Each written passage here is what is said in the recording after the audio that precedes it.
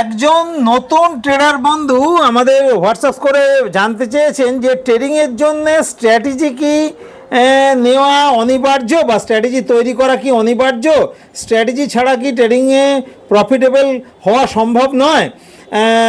এই রকম চিন্তাভাবনা যাদের মাথায় ঘুরছে তাদের সকলের উদ্দেশ্যে জানাই।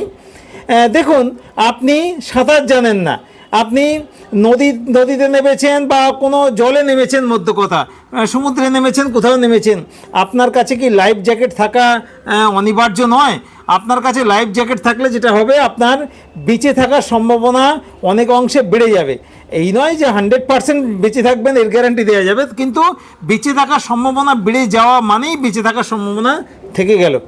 ঠিক একইভাবে ট্রেডিংয়ে স্ট্র্যাটেজি হচ্ছে লাইফ জ্যাকেটের মতো কাজ করে, অর্থাৎ আপনার ক্যাপিটাল বাঁচিয়ে দেওয়ার জন্য স্ট্র্যাটেজি কিন্তু দারুণভাবে কাজ করে।